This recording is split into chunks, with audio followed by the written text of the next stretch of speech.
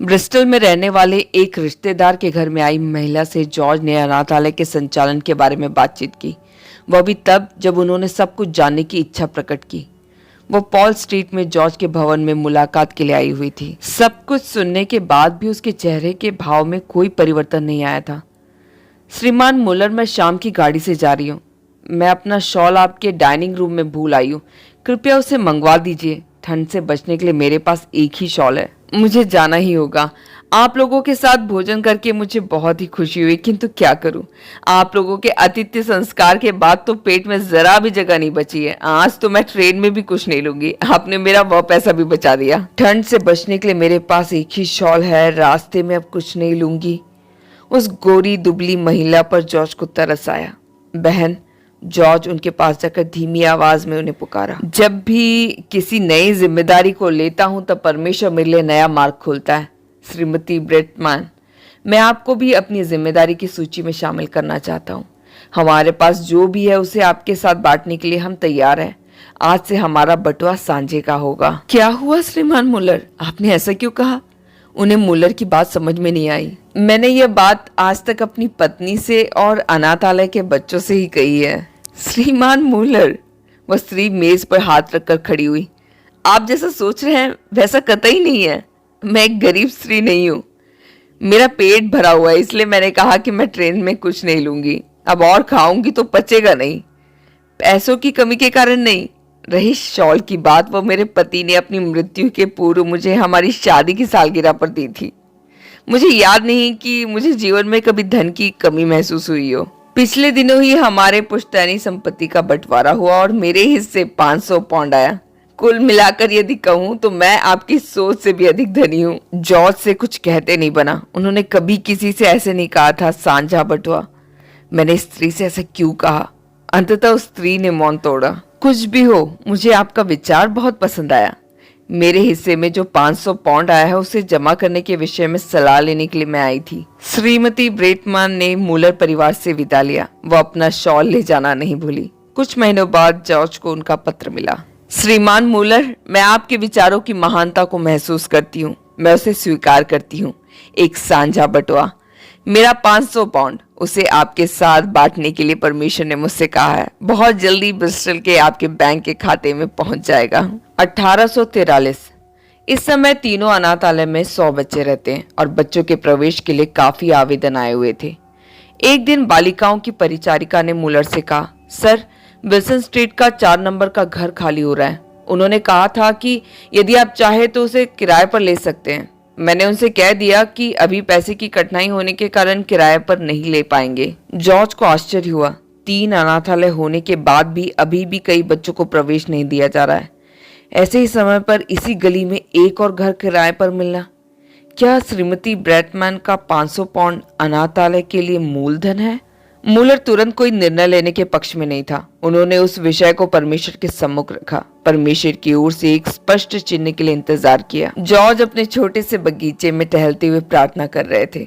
रात की बारिश से जमीन बहुत गीली हो गई थी। शायद इसलिए हेनरी के आने की आहट जॉर्ज को सुनाई नहीं दी। क्या हुआ जवान, जरा धूप का इंतजार तो किया होता। जमीन सूख जाती फिर टहलते। लगता है सुबह से चहलकदमी हो रही है। कीचड़ सने चप्पल देखेगी तो मेरी घर में घुसने नहीं देगी। हेनरी ने अपने निराले अंदाज में जॉर्ज का अभिवादन किया। अगर किसी को फिसलना हो तो ब्रिस्टल में इससे अच्छी जगह कहीं नहीं मिलेगी, और प्रार्थना करने के लिए भी। जॉर्ज ने हेनरी का अभिवादन का उत्तर दिया। मैं एक दृढ़ निर्णय लेने का प्रयास कर रहा हूँ, जॉर्ज ने कहा। अच्छा, तो यह बात है। अभी तक तुम निर्णय नहीं ले सके? इसमें इतना सोचना क्या है? उस घर को किराए पर मत लो। क्यों नए नए बोझ अपने ऊपर लादना? जॉर्ज, मैं जानता हूं तुम अभी भी बहुत थके हुए हो। मैं यह भी जानता हूं कि तुम मेरी बात नहीं मानोगे। नहीं जॉर्ज, एक और अनाथालय नहीं। मेरा निर्णय यह नहीं। फिर क्या है? किस बात की देरी है? क्या बच्चे नहीं मिल रहे? ब्रिस्टल में अनाथ बच्चों की कोई कमी नहीं हो सकती। हेनरी, मैं परमेश्वर से एक चिन्ह मांगने का इंतजार कर रहा हूँ। यदि वह मिल जाता है तो नए अनाथालय का कार्य शीघ्र प्रारंभ हो सकता है। यह तो बड़े आश्चर्य की बात है। हेनरी एक पेड़ के सहारे टिककर खड़े हो गए। मैंने सोचा कि इन 7 सालों में तुमने जीना सीख लिया होगा। विश्राम रहित जिंदगी, अपनी दैनिक आवश्यकताओं के लिए परमेश्वर की ओर ताकना, आर्थिक अस्थिरता, विश्वास, जीवन के इस परीक्षण से तुम तंग नहीं हुए जॉर्ज? हाय, मुझे चिन्ह मिल गया। जॉर्ज ने अपने हाथों को ऊपर क्यों उठाया। कहाँ कहाँ है चिन्ह? मुझे तो यहाँ कोई बिजली का कौंधन या बादलों की गड़गड़ाहट दिखाई नहीं दे रही है। हेनरी ने आश्चर्य व्यक्त किया। हेनरी, आप ही मेरे लिए परमेश्वर का चिन्ह। आपने क्या कहा? विश्वास जीवन का परीक्षण। मैं इससे तंग तो नहीं हुआ। आवश्यकताओं के लिए परमेश्वर की ओर ताकना। क्या आपने यह सोचा कि विश्वास जीवन जीते जीते मैं परमेश्वर पर अविश्वास करने लगा? यही तो मेरा चिन्ह है। मुझे यह प्रमाणित करता है कि विश्वास जीवन पराजय नहीं है। संसार इस बात को जान जाए कि विश्वास जीवन आज भी संभव है। परमेश्वर का हाथ ऐसा छोटा नहीं हो गया है कि सहायता न कर सके। मैं विल्सन स्ट्रीट के 4 नंबर का भवन किराए पर लेने जा रहा हूँ। 1844 जुलाई की एक तपती दोपहरी में नए बच्चों ने विल्सन स्ट्रीट के 4 नंबर के भवन में प्रवेश किया।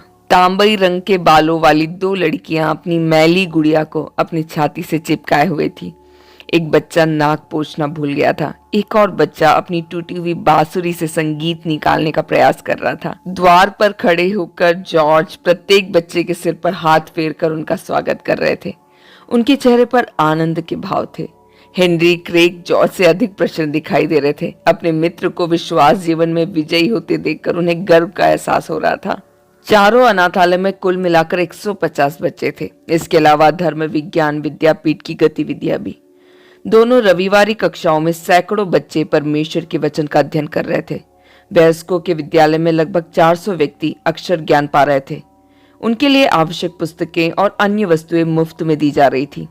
कई बार वयस्क छात्र भी उद्धार के अनुभव में आते। इन सारी गतिविधियों के अलावा 6 मुफ्त विद्यालय भी उनकी गतिविधियों में शामिल थी। इन विद्यालयों के संचालन के लिए मूलर को इस बात ने प्रेरित किया था कि गरीबी के कारण कोई भी बच्चा शिक्षा प्राप्त किए बिना ना रहे। जॉर्ज मूलर इन विद्यालयों के अलावा ब्रिस्टल के बाहर 2 और विद्यालयों को संचालित करते थे। इसके अलावा वे किसी दूसरे व्यक्ति के द्वारा संचालित ऐसे ही एक विद्यालय का किराया भी देते थे। उन्होंने ब्रिस्टल के निर्धन बच्चों को दोपहर का भोजन देने का एक कार्यक्रम भी प्रारंभ किया। मुफ्त बाइबल वितरण और लघु साहित्यों की छपाई का कार्य भी इसी के साथ चलता रहा। इस बीच वे लगभग 10,000 बाइबल और 25,000 लघु साहित्यों का वितरण कर चुके थे। इस दौरान वे विदेशों में सेवा करने वाले मिशनरियों की सहायता करना भी नहीं भूले। ऑस्ट्रेलिया, कनाडा और ईस्ट इंडिया के मिशनरियों ने मूलर से निरंतर सहायता प्राप्त की। किसी से भी धन की अपील किए बिना परमेश्वर पर आश्रय रखकर मूलर ने इन सेवाओं का संचालन किया। इन सेवाओं के लिए प्रतिवर्ष 2000 से अधिक पाउंड की आवश्यकता थी। यह सब कुछ प्रार्थना के द्वारा ही होता रहा। कभी तो सब कुछ बहुत आराम से चलता था और कभी कभी तो थोड़े से पैसे के लिए भी बहुत मुश्किल हो जाती थी। 1844 सितंबर 4 बुधवार सुबह जब वो पॉल स्ट्रीट के अपने घर में बैठे हुए थे, तब विल्सन स्ट्रीट से किसी ने एक पर्ची भेजी। उस दिन की आवश्यकता के लिए 1 पाउंड और 2 शिलिंग की आवश्यकता है। मुलर के जेब में 1 पैसा भी नहीं है। जब मुलर प्रार्थना कर रहे थे, तब खबर मिली कि आज एक अतिथि भी है। वह मैनचेस्टर के व्यापारी थे। विदा लेते समय उन्होंने मूलर के हाथों में यह कहते हुए 21 शिलिंग दिया कि यह राशि कुछ लेडीज बैग बेचने से मिले हुए लाभ का दशवांश है। वह धन उस दिन की आवश्यकता से कहीं अधिक थी। 1844 के सर्दी का मौसम प्रारंभ हो चुका था। बच्चों के लिए गर्म कपड़ों की आवश्यकता थी। उसी प्रकार काफी वर्षों से बालकों के भवन में पुताई नहीं हुई थी। मूलर ने बड़े दिन से कर्मचारियों की निजी खर्च के लिए भी कुछ राशि के लिए प्रार्थना की थी। अक्टूबर के प्रथम सप्ताह में मूलर की प्रार्थना का उत्तर मिला। 70 पाउंड का एक बैंक ऑर्डर। जिसने यह धन भेजा था उसने लिखा था कि अनाथालय में यदि किसी प्रकार की आवश्यकता हो तो सूचित करें। यह कैसे होगा? अपनी आवश्यकताओं को बताकर हम आपको धन देने के लिए प्रेरित नहीं कर सकते। ऐसा करने से हम कैसे परमेश्वर के आश्चर्य को पहचानेंगे? मूलर ने जवाब दिया, यह हमारे दर्शन के विपरीत है। कुछ भी हो, उस धन से बालकों के आवास की पुताई हो सकी। साथ ही साथ कर्मचारियों को बोनस भी दिया गया। 1845 अक्टूबर का एक सर्द दिन, विल्सन स्ट्रीट के किसी घर के मुखिया ने रसोई घर के दरवाजे को जोर से भींचते हुए कहा, मैं तो इनसे तंग आ गया हूँ। क्या हुआ? फिर से उन्होंने खिड़की का कांच तोड़ दिया। उनकी पत्नी सब्जी काटना छोड़कर बाहर निकल आई। इनके शोर के मारे तो कोई दिन में जरा आराम भी नहीं कर सकता। हाँ, शोर ही होता तो जाने देते, लेकिन ये तो अति हो गई। पूरा मोहल्ला खराब कर रखा है। लगता है पूरे ब्रिस्टल शहर के बच्चे यहीं आ गए हैं। अब हम इसे अनदेखा नहीं कर सकते बेसी। मैं आज ही उन्हें पत्र लिखने जा रहा हूँ। मुझे नहीं लगता कि इससे कोई लाभ होगा, कढ़ाई को चूल्हे में चढ़ाते हुए उनकी पत्नी ने कहा। मैं उन्हें लिखूंगा कि वे अपने अनाथ बच्चों के साथ वापस जर्मनी चले जाएं, या फिर इसे बंद करने का प्रबंध मैं स्वयं कर लूंगा। मेरा पेन कहाँ है? 1845 अक्टूबर 30 को जॉर्ज को उनका पत्र मिला। जॉर्ज को लगा कि उनकी शिकायतें जायज है। अध्याय 14। पापा, यह तो एकदम फालतू बात है, शोर होने से कोई मर नहीं जाता है, 13 वर्षीय लीडिया ने कहा। फिर भी जॉर्ज को इस बात से कोई सांत्वना नहीं पहुंची। अनाथालय के उस पड़ोसी का पत्र उन्हें एक बोरा पत्थर से अधिक वजनदार लग रहा था। जॉर्ज ने कभी भी इस प्रकार की प्रतिक्रिया की अपेक्षा नहीं की थी। ब्रिस्टल के अनाथ बच्चों को घर देने के कारण शहरवासियों का प्रतिफल। उनके पत्र की मांगे जॉर्ज के लिए आघात से कम न थी। फिर भी जॉर्ज को उनके प्रति किसी प्रकार का विद्वेष महसूस नहीं हुआ। लिडिया, लोगों की उनकी अपनी स्वतंत्रता है। उनकी परेशानी हमें इसलिए समझ में नहीं आ रही क्योंकि हम विल्सन स्ट्रीट में नहीं रहते हैं।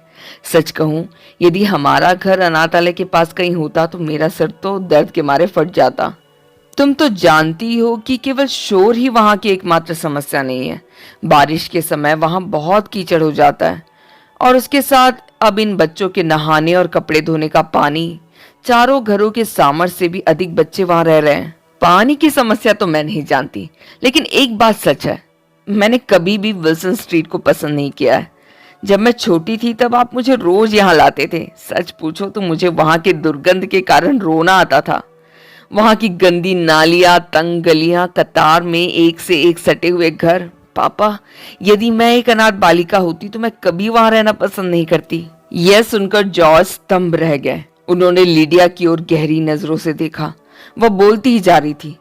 पापा, एक हवादार खुली जगह, एक ऐसा स्थान जहां हम कभी कभी समुद्री हवा खाने जा सके, बच्चों के खेलने के लिए खुली जगह। विल्सन स्ट्रीट में ऐसा कुछ भी नहीं है। पापा, बच्चे ऐसे तंग और गंदी जगह को पसंद नहीं करते। लिडिया अपनी उम्र से काफी बड़ी लग रही थी। लिडिया, बहुत अधिक लाड प्यार के कारण तुम ऐसे सपने देखने लगी हो। देखो, तुम क्यों ऐसे आडंबर में रहना चाह रही हो। यदि परमेश्वर तुम्हें ऐसे ही स्थान पर रखना चाहता है तो फिर हमें उसमें आनंदित होना चाहिए, जॉर्ज ने थोड़ा दुख के साथ कहा। जरूर पापा, परमेश्वर जो भी देता है उससे मैं आनंदित हूँ। फिर भी मैं यह कह रही हूँ कि जब परमेश्वर ने इतना सब कुछ हमें दिया है तो वह हमें एक विशाल और खुली जगह क्यों ना देंगे। यह परमेश्वर के लिए असंभव तो नहीं है। क्या 13 साल की लिडिया अपने अनुभवी पिता को सिखाना चाहती है? विशाल और खुली जगह। हे परमेश्वर, क्या आपकी यही इच्छा है? बेटी, उस खुले विशाल स्थान में हम क्या करेंगे? देखो, हमारे पास सिर्फ 150 बच्चे हैं। उनके खेलने के लिए जगह तो चाहिए, उनके रहने के लिए जगह चाहिए। हम वहां घर बनाएंगे, अभी जैसे नहीं। वहां हम अपनी योजना अनुसार, अपनी आवश्यकता अनुसार घर बनाएंगे। जॉर्ज को अत्यधिक आश्चर्य हुआ। ये क्या कह रही है? किराए पर घर लेने के स्थान पर हम घर बनाएंगे? जॉर्ज ने आज तक इस बात पर विचार नहीं किया था, किंतु उनके लिए कितनी अधिक धन की आवश्यकता होगी। जल्दी उन्हें लिडिया की बातें स्मरण आई। जब परमेश्वर ने इतना सब कुछ हमें दिया है तो वह हमें एक विशाल और खुली जगह क्यों ना देंगे। यह परमेश्वर के लिए असंभव तो नहीं है। तुरंत ही जॉर्ज ने अपने मन में एक भवन की कल्पना की। ईंटों से निर्मित एक विशाल भवन, बड़े चूल्हों वाला विशाल रसोई घर, बीमार होने वाले बच्चों के लिए विशेष देखरेख के लिए विशेष कमरे, आवश्यक स्नान घर और शौचालय के साथ बच्चों के पढ़ने लिखने के लिए एक विशाल कमरे, कपड़े धोने और सुखाने के लिए आवश्यक सुविधाओं वाले विशाल आंगन, सब कुछ एक ही स्थान पर। लिडिया, बेटी, तेरा स्वप्न व्यर्थ नहीं है। परमेश्वर के लिए कुछ भी असंभव नहीं है। तू सच में जॉर्ज मुलर की बेटी है। जॉर्ज ने उसके माथे पर एक चुंबन अंकित किया। उस रात जॉर्ज मेरी के साथ प्रार्थना करने लगे। हे परमेश्वर, हमें विल्सन स्ट्रीट से बाहर निकलना है। इसके कई कारण हैं। पहला कारण यह है कि वह स्थान हमारे लिए बहुत ही तंग है। दूसरा यह कि वचन कहता है कि जो तुम चाहते हो कि मनुष्य तुम्हारे लिए करे वह तुम उनके लिए करो। उस गली के निवासी हमारे बच्चों से तंग आ गए हैं। हम होते तो भी यही चाहते कि ये बच्चे यहाँ से चले जाएं। हम वहाँ के निवासियों को और अधिक परेशान नहीं करना चाहते। यदि तेरी इच्छा हो तो हम वहाँ से बाहर निकलना चाहते हैं।